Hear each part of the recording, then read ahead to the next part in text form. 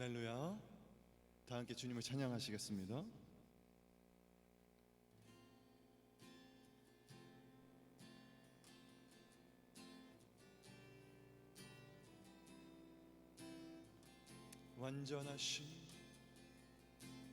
완전하신 나의 주, 의의 길로 날 인도하소서. 행하신 모든 일 주님의 영광 다 경배합니. 완전하신 나의 주, 완전하신 나의 주, 의의 길로 날 인도하소서. 행하신 모든 일 주님의 영광 다 경배합니. 예배합니다. 예배합니다. 찬양합니다. 주님만 날 다스리소서. 예배합니다. 예배합니다. 찬양합니다. 주님 홀로 높임 받으소. 완전하신 나의 주, 의의 길로 날 인도하소서. 행하신 모든 일 주님의 영광 다 경배합니. 완전하신 나의 주, 완전하신 나의 주, 의의 길로 날 인도하소서. 행하신 모든 일 주님의 영광 다 경배합니. 예배합니다. 예배합니다. 찬양합니다. 주님만 날 다스리소서. 예배합니다. 예배합니다. 찬양합니다. 주님 홀로 높임 받으소. 예배합니다. 예배합니다. 찬양합니다. 주님만 날 다스리소서. 예배합니다. 예배합니다. 찬양합니다. 주님 홀로 높인. 다시 한번 고백합니다. 예배합니다. 예배합니다. 찬양합니다. 주님만 날 다스리소서. 예배합니다. 찬양합니다. 주님 홀로 높임 받으소서.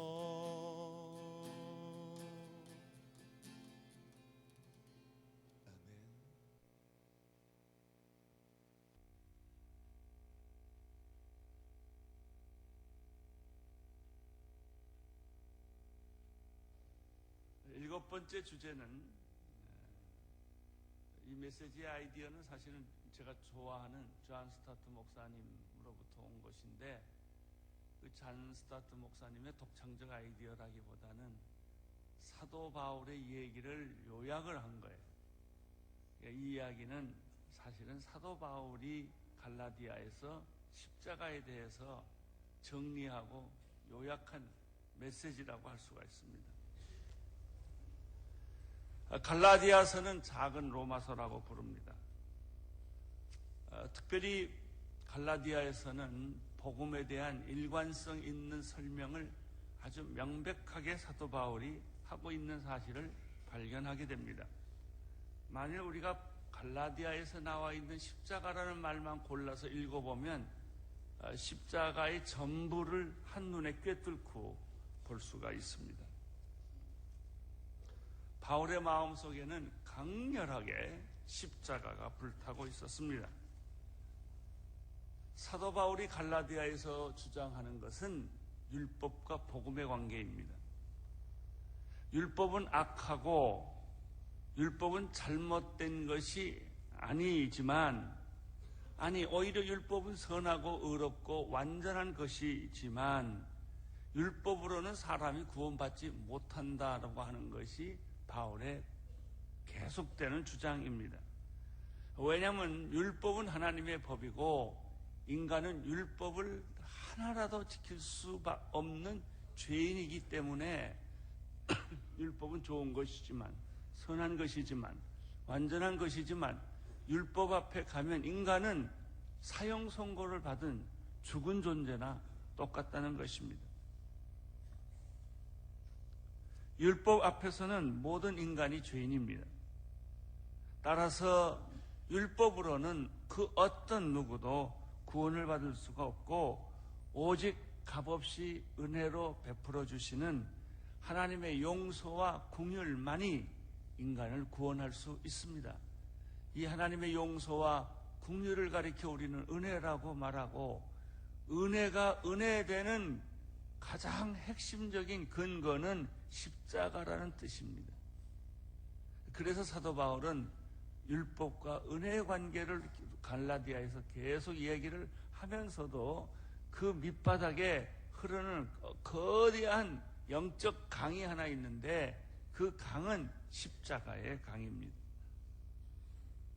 1장부터 6장까지, 갈라디아서는 6장이에요. 6장까지 가만히 보면은 율법과 복음 얘기를 하고 있지만 그 뒤에 흐르는 배경은 십자가입니다. 이 십자가를 일관성 있게 1장부터 6장까지 쓰고 있기 때문에 그걸 골라서 읽으면 지금까지 우리가 공부해왔던 십자가가 다 정리가 돼요. 오늘 하나씩 그 갈라디아서에 나타난 7가지 십자가의 복음 메시지를 생각해 보겠습니다. 첫째는 제일 1장 1절부터 5절 사이에 첫머리에 사도 바울이 기록한 것입니다. 십자가란 뭐냐? 예수님이 십자가를 지셨고 로마 병정들이 십자가를 처형을 했고 유대인들이 예수를 죽이라고 말했지만은 사실은 십자가는 하나님의 뜻이었다. 이게 첫 번째 메시지입니다. 십자가는 사람의 뜻도 아니고 십자가는 그 누구의 의도도 아니었다. 십자가는 하나님의 뜻이었다. 갈라디아서 1장 3절부터 5절까지 자막을 통해서 같이 보겠습니다. 시작. 하나님 우리 아버지와 주 예수 그리스도의 은혜와 평강이 여러분에게 있기를 빕니다. 예수 그리스도는 하나님 곧 우리 아버지의 뜻을 따라 이 악한 세대에서 우리를 건져내시려고 우리 죄를 대신해서 자신의 몸을 내어 주셨습니다. 하나님께 영광이 영원무궁하기를 빕니다. 아멘. 3절에 보면 십자가는 인류에게 은혜와 평강을 준 사건이었다. 은혜와 평강이 있기를 바랍니다 라고 하는 것은요, 그냥 막연한 기원이 아니라 십자가로부터 흘러넘치는 우리에 대한 축복입니다. 나는 여러분에게 하나님의 은혜와 평강이 넘치기를 축원합니다. 은혜는 하나님께서 거저 주시는 선물이요, 평강은 은혜로부터 나오는 열매입니다. 4절에 보면 십자가는 하나님의 뜻이었다 이런 말이 나옵니다.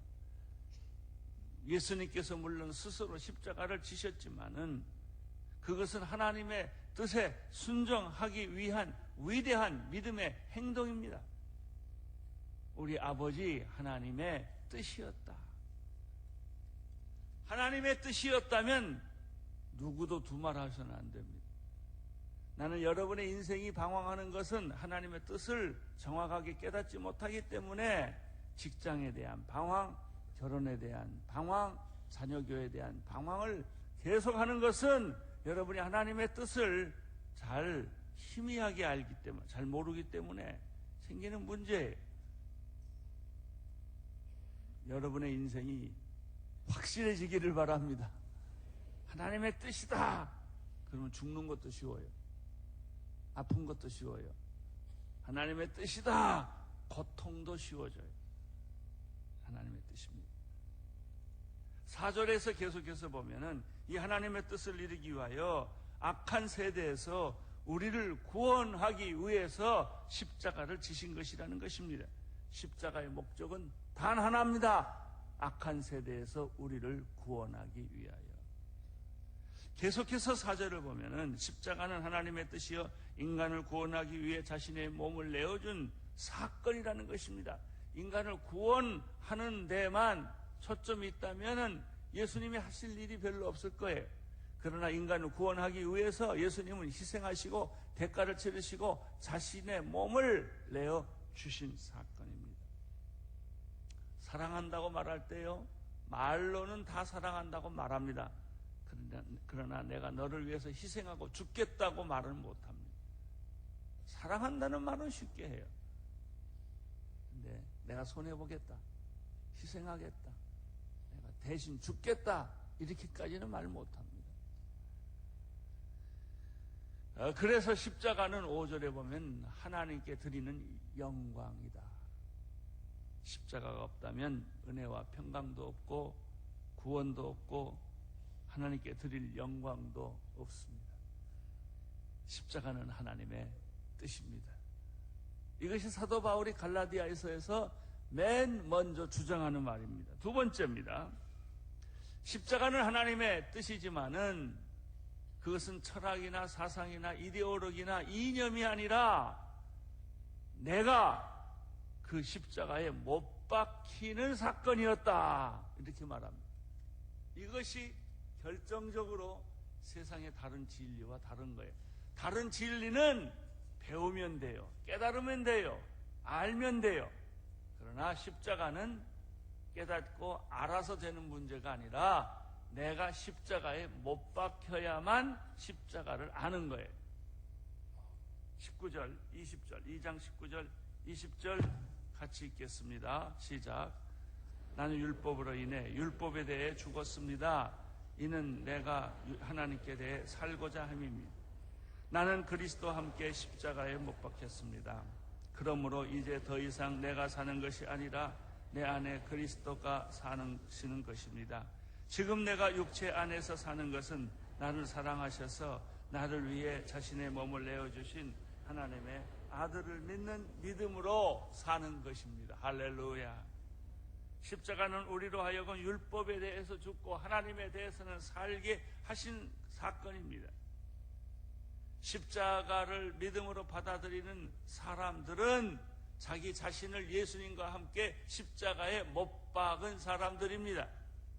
두 가지 중에 하나예요. 십자가의 설교를 들은 사람은 많아요. 소식은 들은 사람은 많아요. 그러나 내가 예수님과 함께 십자가에 못 박은 사람과 못 박지 않는 사람은 달라요. 수많은 교인들이 십자가의 메시지는 들어요. 십자가를 여기다 걸어놔요. 우리는 십자가를 걸어놓지 않는 이유가 부활하셨기 때문에 십자가보다는 부활하신 예수님, 십자가에 못 박히시고 부활하신 예수님, He is risen.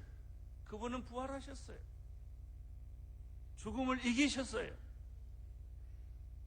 그런데 사도 바울이 오늘 얘기하는 거예요. 이제는 내가 사는 것이 아니요 내 안에 그리스도가 사시는 것이다. 나는 십자가와 함께 나도 못을 박았다. 체험입니다. 사랑하는 성도 여러분, 십자가를 머리로 이해하지 말고 사상으로 이해하지 말고 이념으로 이해하지 말고 십자가를 여러분도 예수님과 같이 못 박기를 바랍니다. 못을 박아야 돼요.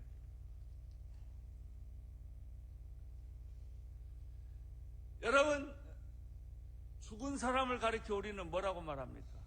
시체라고. 시체는 말을 못합니다. 움직이지 못합니다. 사고하지 못합니다. 시체는 숨을 쉬지 못합니다. 그것이 시체예요. 여러분, 십자가에 못 박은 사람은 다 시체예요. 근데 우리는 너무나 뻔뻔하게 살아있어. 펄펄거리고 살아있어요. 시체가 아니에요. 그러니까 시끄러운 거예요. 여러분, 시체예요. 우리는 이미 십자가에 못 박아 옛사람은 예수님과 함께 죽은 사람들입니다. 그래서 크리스천들의 눈은 달라요. 말은 달라요. 죽은 옛사람이 살아나서 망령 피우는 거 아니에요. 우리는 죽은 사람들이에요. 시체들이에요.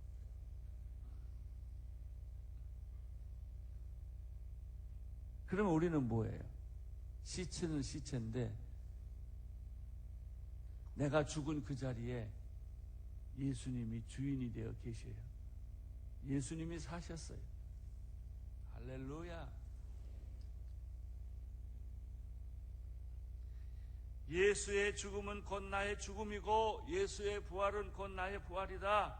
십자가의 삶은 그래서 이성이 아니라 믿음이다. 사랑하는 성도 여러분, 때로는 시체처럼 사세요.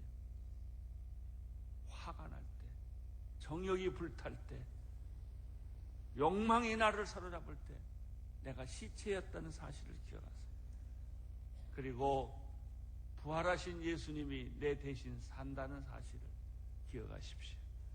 자, 사도 바울이 이제 세 번째, 첫 번째, 두 번째 했어요. 첫 번째는 하나님의 뜻이다. 두 번째는 십자가에서 내가 죽었다. 체험이에요. 안 죽은 거는 십자가 아니에요. 아무 상관없어요, 여러분. 십자가하고 능력도 상관이 없고 구원도 상관이 없어요. 내가 십자가에 못 박혀야만 십자가의 능력들이 다 내게로 옮겨오는 것이죠. 세 번째, 십자가는 부인할 수 없는, 눈앞에 벌어진 부인할 수 없는 명백한 사건이다. 이걸 지금 바울이 계속 얘기해요. 아주 명백한 사건이다. 3장 1절부터 3절까지 읽겠습니다. 시작. 오 어리석은 갈라디아 사람들이여, 예수께서 그 십자가에 못 박히신 것이 여러분의 눈앞에 분명히 드러나 있는데 누가 여러분을 미혹했습니까? 여러분에게 한 가지만 묻고 싶습니다. 여러분은 율법의 행위로 성령을 받았습니까? 아니면 복음을 듣고 믿음으로 성령을 받았습니까? 여러분은 그렇게도 어리석다는 말입니까? 성령으로 시작됐다가 이제 와서 육체로 마치려 하십니다. 자, 13절에 보면 십자가의 사건은 어느 하나의 골목에서 구석에서 생긴 일이 아니에요. 몇 사람에게만 보여지는 색깔이 아니에요. 이것은 모든 사람들의 눈에 분명히 부인할 수 없는 사실이에요. 내가 존재하는 것보다 더 확실한 사실이라는 거예요. 그 십자가야. 십자가는 아주 분명한 사건이다. 내가 헛개비 본 거 아니에요. 내가 꿈꾼 거 아니에요. 환상 본 거 아니에요. 십자가는 사실이에요. 이걸 바울이 증거하고 있어요.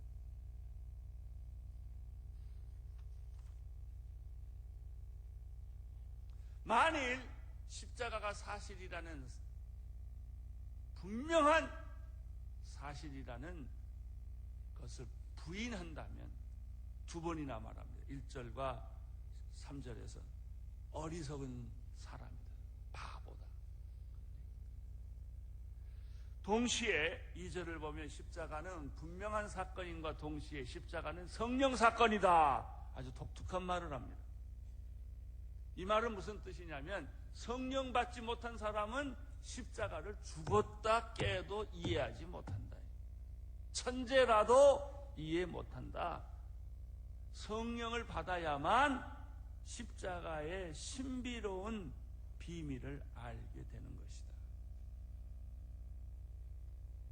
그러면 성령은 어떻게 받는가?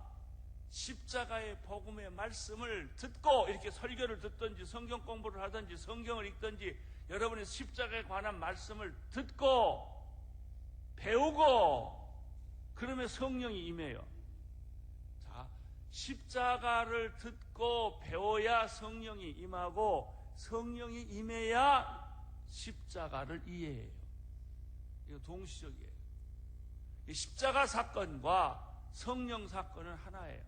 요즘 우리들이 성령 사역, 성령 운동, 기적, 은사, 능력들이 많이 나타나는데 조금 한참 하다 보면 다 공허해요.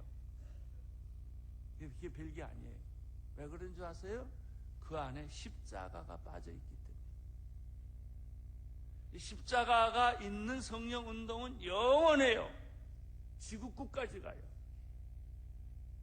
나는 여러분 마음속에 성령 체험도 하세요. 그러나 십자가의 복음에 여러분의 가슴을 묻으세요. 거기다가. 그래야 이게 흔들리지 않는 영원한 하나님의 말씀이 되는 거예요. 십자가의 복음에 관한 말씀을 듣고 믿는 사람에게는 성령이 임합니다. 성령은 율법으로 얻어지지 않습니다. 오직 십자가의 복음을 깨닫는 자에게만 성령이 임하는 것입니다. 따라서 십자가의 복음을 받아들이십시오. 성령의 바람과 불이 여러분에게 떨어질 것입니다. 성령 받는 방법 간단해요. 십자가예요. 십자가를 묵상하고 십자가를 사랑하고 십자가를 선전하고 십자가를 자랑하면 성령이 하늘의 문을 열고 무대기로 쏟아져요. 이 물바가지를 이렇게 물바가지로 받지 말고 바켓으로 받으세요. 이게 십자가예요. 네 번째, 갈라디아에서 나타난 십자가의 메시지는 무엇인가? 십자가는 온 인류를 위해서 예수 그리스도께서 저주받은 사건이다. 13절, 14절, 3장 13절, 14절 읽겠습니다. 시작. 그리스도께서 우리를 위해 저주를 받으시고 율법의 저주에서 우리를 구속해 주셨습니다. 기록되기를 나무에 달린 사람마다 저주를 받았다고 했기 때문입니다. 이는 아브라함의 복이 그리스도 예수 안에서 이방 사람에게 미치게 하고 우리도 믿음으로 약속을 받게 하려 위함인 것입니다. 십자가는요, 저주받은 사건이에요. 십자가 자체는 영광스러운 사건이 아니에요. 내가 받아야 할 저주를 예수님이 대신 받은 저주스러운 사건이에요. 따라서 예수님이 내가 받을 저주를 대신 받았기 때문에 나는 아브라함의 복을 받게 되는 거예요. 만약 예수님이 나를 위해서 저주받은 사건이 없다면 어떤 축복이 있다 하더라도 그것은 나에게 오지 않아요. 근데 예수님이 내 대신 저주를 받았고 희생을 하셨고 피를 흘리셨고 고통을 겪으셨기 때문에 내가 겪어야 할 저주와 죽음과 고통과 모든 슬픔은 그분이 다 가져가시고 나는 축복을 받게 되었다 하는 것입니다.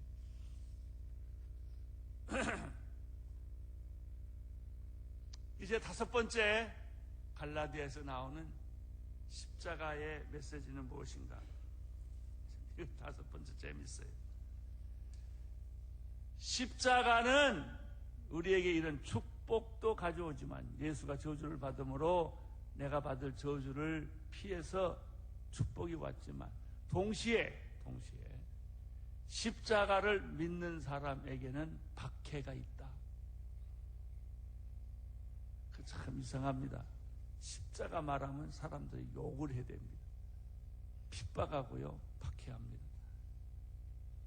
예수님 얘기하면 좋아해요. 근데 십자가 얘기하면 싫어해요. 십자가를 자랑하면 가족들이 막 신경질을 내요. 주변 사람들이 막 싫어해요. 왜 그런 줄 아세요? 십자가가 보물이니까. 그게 핵심이거든요. 뭐 예수 믿자, 교회 가자, 뭐 이건 다 주변의 얘기들이에요. 그거는 미끼 던지는 거예요. 결국 교회에 와서 예수 믿고 뭐 하자는 거예요? 십자가 안으로 들어가자는 거예요. 근데 그 문턱에서는 사람들이 막 거부의 몸짓을 해요. 교회는 가겠는데 십자가 얘기하지 말라. 내가 착한 일을 하겠는데 십자가 얘기는 하지 말라는 거예요. 자, 5장 11절 읽어주세요. 시작. 형제들이 내가 여전히 할례를 전한다면 왜 아직도 핍박을 받겠습니까? 그렇다면 십자가의 걸림돌이 없어졌을 것입니다. 예, 할례는 십자가의 걸림돌이었어요. 사도 바울이 예수 믿고 나서 할례가 무슨 소용이 있느냐? 할례 받은 자나 할례 받지 않는 자나 예수 그리스도의 십자가로 피로 구원받았다. 그러니까 유대인들이 돌멩이를 들어 친 거예요. 왜 율법을 부인하냐 하는 거예요. 왜 할례를 부인하느냐 하는 거예요. 할례를 믿어야 하나님의 백성이 되는 것이지 할례 받지 않으면은 어떻게 하나님 백성이 될 수 있느냐고 유대인들은 생각을 했던 것이죠. 따라서 십자가만으로 구원받는다는 이 진리는 율법을 무시하고 할례의 전통을 없애야 하는 것이라고 생각을 해서 그들은 막 화를 낸 거예요. 교회도 그런 거 참 많아요. 교회가요 10년쯤 되면 전통이 생겨요. 주보만 흔드는 것도 전통 생기고 성가대 가운 입는 것도 전통 생기고 다 전통이 생겨요. 그리고 그대로 안 하면은 믿음 없다고 막 화를 내요. 왜 옛날식으로 안 하냐 이거예요. 왜 전통으로 안 하냐 이거예요. 다른 교회에서는 다 이렇게 하는데 왜 오늘의 교회는 이상하게 하냐 이거예요. 똑같은 소리예요. 우리들이 예수를 믿는 게 아니라 전통을 믿고 있어요. 전통에 익숙했거든요. 익숙한 게 옳은 거라는 거예요. 아니에요. 익숙한 게 옳은 게 아니에요. 그걸 가지고 관행이라고 말해요. 우리나라에 잘못된 관행이 얼마나 많아요. 그런데 그걸 그냥 지나가는 까닭은 익숙하니까. 과거의 때부터 그렇게 해왔으니까 그걸 죄라고 생각하지 않고 잘못이라고 생각하지 않고 선대부터 그렇게 다 했으니까 하는 거예요. 그냥 아무 생각 없이. 그게 자꾸 문제가 생기거든요. 그거 고쳐야 돼요. 익숙하냐 아니냐가 문제가 아니에요. 관행이냐 아니냐가 문제가 아니에요. 옳으냐 그르냐의 문제예요. 틀린 것은 관행 고쳐보려고 그러세요. 뭐 그냥 불난집 같아요. 얼마나 힘이 들고 땀이 나고 소리 지르고 뭐 한번 바꾼다고 그러면 난리를 치는 거예요. 왜? 다 자기 이해관계하고 얽매여 있으니까. 옳으냐 그르냐보다 더 중요한 것은 자기 이해관계하고 얽매여 있기 때문에 손해보는 것은 죽어도 못한다는 거예요. 이거예요. 다 지금 세상의 여론이 다 그런 거예요. 그러면 발전하지 않아요. 변하지 않아요. 우리는 다 옛날식으로 가다가 그냥 역사의 무대에서 사라져버리는 것이죠. 사랑하는 성도 여러분, 핍박이 온다는 사실을 기억하세요. 한 번 더 성경 읽을게요. 갈라디아서 6장 12절. 시작. 육체의 겉모양을 꾸미려는 사람들이 여러분에게 할례를 강요하는 것은 다만 그리스도이기 때문에 핍박을 받지 않을 것이다.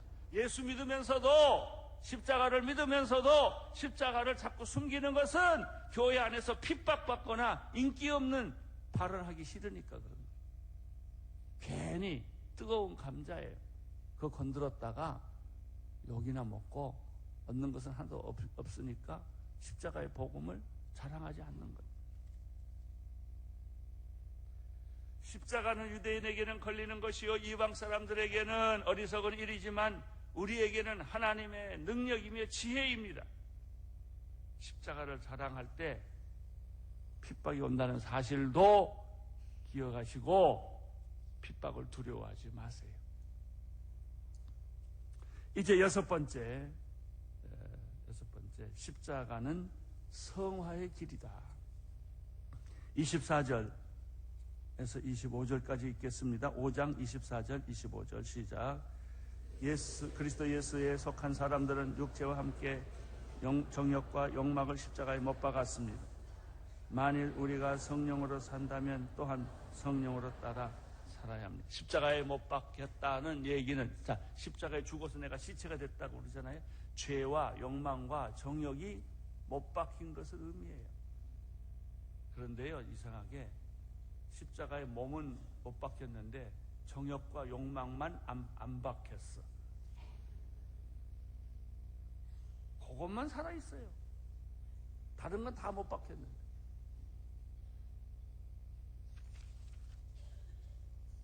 정욕과 욕망이 나를 지배하면 어떻게 되느냐? 음행과 더러움과 방정과 우상숭배와 마술과 원수 맺는 것과 다툼과 시기와 분노와 이기심과 분열과 분리와 질투와 술취함과 방탕과 이와 같은 것들이 나를 지배하게 돼요. 그렇게 살고 싶으세요? 여러분, 이 모든 것을 십자가에 다 못을 박아버리세요. 내 몸에서 시체를 만들어버리세요. 그러면 성령이 임하면 어떻게 되느냐? 사랑과 기쁨과 화평과 오래 참음과 친절과 선함과 진실함과 온유와 절제와 같은 법들이 내 몸 안에서 다시 살아나는 거예요. 할렐루야. 그래서 진짜 예수 믿는 사람 보면 굉장히 놀래요. 옛날에는 안 그랬는데, 저 사람의 입이 아주 걸었는데, 저 사람 행동이 저러지 않았는데 어느 날 저렇게 변했지. 십자가 때문에. 십자가.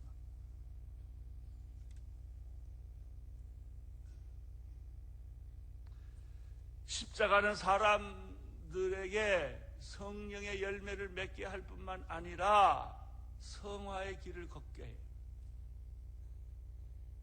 악한 모든 것은 내 몸에서 쓰레기가 빠지듯이 다 빠지게 하시고, 그 자리에 향수가 뿌려지고 깨끗해져서 파리가 왔다 미끄러져 나가고, 성령의 아름다운 열매들이 맺혀지는 거예요. 마지막 일곱 번째, 이제 이게 결론이에요. 십자가는 십자가만을 자랑한다. 6장 14절 읽어주세요. 시작. 그러나 내게 그리스도 주 예수 그리스도 십자가 외에는 결코 자랑할 것이 없습니다. 그리스도로 인해 세상이 내게 대해 십자가에 못 박혔고 나 또한 세상에 대해 그러합니다. 이제 마지막 결론이에요. 결론은 당신이 만약 십자가의 본질과 십자가의 진실을 깨달았다면 십자가 외에는 더 이상 자랑할 것이 없다고 고백하게 됩니다. 사도 바울은 십자가를 깨닫고 난 이후에 고린도전서 2장 2절에서 다음과 같이 말했습니다. 시작.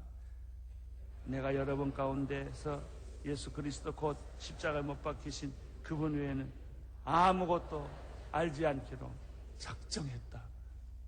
십자가 외에는 모든 것을 분토로 똥으로 여기겠다. 그런 마음이 생겼어요. 나는 십자가만을 사랑하겠다. 십자가는 우리의 신앙의 중심이고 핵심 가치예요. 절대 가치예요. 십자가 이상도 없고 십자가 이하도 없어요. 세상이 내게 대해서 못을 박고 나는 또한 세상에 대해서 못을 박았어요. 더 이상 세상이 나를 괴롭히지 않아요. 좋은 옷, 좋은 자동차, 좋은 집, 좋은 물건 때문에 내가 흔들리지 않아요. 세상은 나에 대해서 못을 박았어요. 세상을 나는 부러워하지 않아요. 세상 때문에 내가 약호 죽지 않아요. 왜? 내가 세상에 대해서 못을 박혔기 때문에. 십자가는 부활로 변하고 부활은 성령으로 변하고 성령은 십자가를 온 세상에 퍼지게 하는 것입니다. 히브리서 9장 12절 한 번 더 읽겠어요. 시작. 그는 염소와 송아지의 피가 아닌 자신의 피로 단번에 지성소에 들어가셔서 영원한 구속을 완성하셨습니다. 사랑하는 성도 여러분, 예수님이 십자가에서 나를 구원해 주신 것은 염소와 송아지의 피를 발라가